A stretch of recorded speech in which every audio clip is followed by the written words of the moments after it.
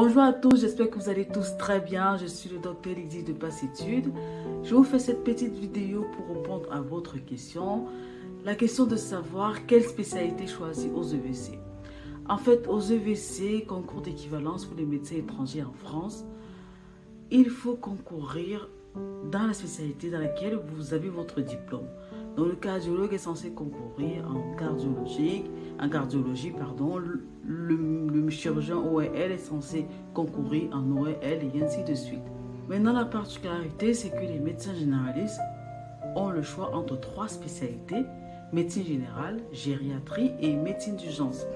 Et à ce sujet, donc, il y a beaucoup de personnes qui se posent la question, quelle spécialité choisir? J'ai 3 spécialités devant moi. Quelle est la meilleure pour moi? Qu'est-ce qu'il faut que je choisisse et tout? Il y a beaucoup qui sont perdus à ce sujet et du coup nous posent des questions. Donc voilà, et pour répondre à cette question, il faut d'abord se connaître soi-même, connaître en quoi ça consiste le travail dans ces spécialités-là en France. Et c'est un peu ça que je vais vous expliquer aujourd'hui pour vous aider dans votre choix. Donc pour commencer, la médecine générale. La médecine générale, tu prends en charge le patient dans sa globalité. Tu prends en charge les patients de tout âge, les enfants, les jeunes, les adultes, les personnes âgées. Tu es un peu comme un médecin de famille. Tu prends en charge le père, la mère, l'enfant, même les petits-enfants parfois.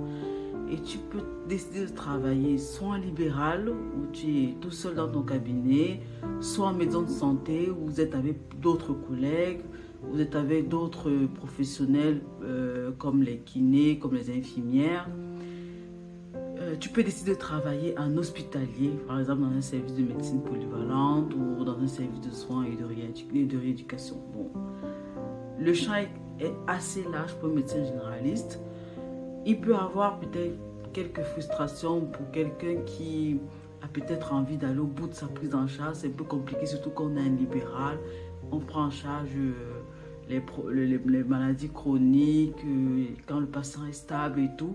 Mais s'il y a des compensations, tu seras obligé de l'envoyer aux urgences, de l'envoyer à l'hôpital. Et ça peut être frustrant pour certains.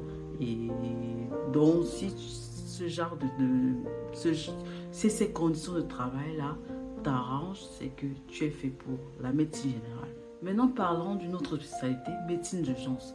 Médecine d'urgence, c'est plus pour les personnes qui aiment l'adrénaline, si tu aimes travailler dans une ambiance où tu peux avoir plusieurs patients au même moment, pendant que l'autre choque là-bas, ici tu as un saignement, là-bas tu as des compensations cardiaques, là-bas tu as une urgence chirurgicale.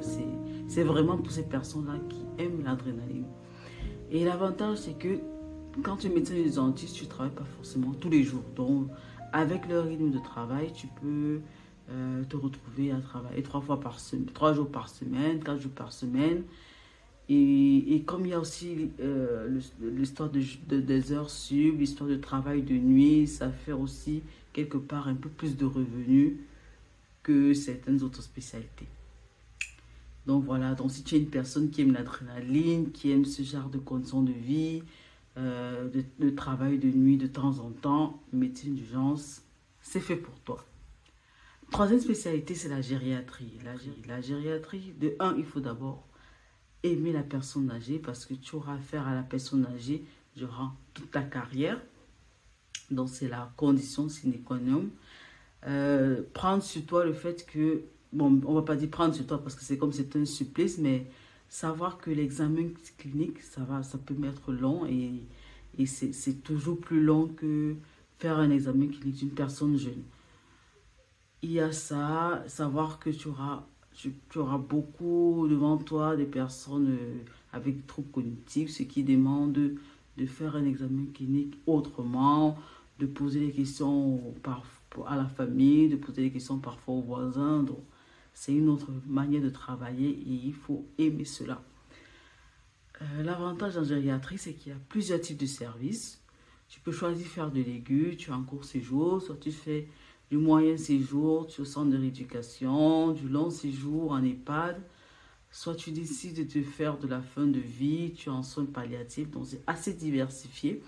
Et Si déjà tu aimes la personne âgée, tu trouveras forcément un endroit où tu vas t'éclater.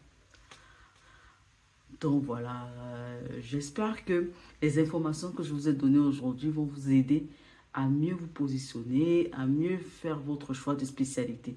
C'est le moment de le faire pour ceux qui ne l'ont pas encore fait. Dans bientôt, on va lancer le concours, donc il faut déjà avoir fait son choix longtemps en avance pour pouvoir se préparer dans cette spécialité-là. À part cette étude, on a lancé la préparation des EVC. Donc si vous êtes en retard, n'hésitez pas à nous contacter. On accepte encore des personnes qui peuvent nous rejoindre dans la course. Venez, on va se préparer ensemble comme on a fait aux précédentes sessions pour que vous soyez assez préparés pour le concours. Donc voilà, je vous souhaite une bonne journée et à bientôt sur Passétude.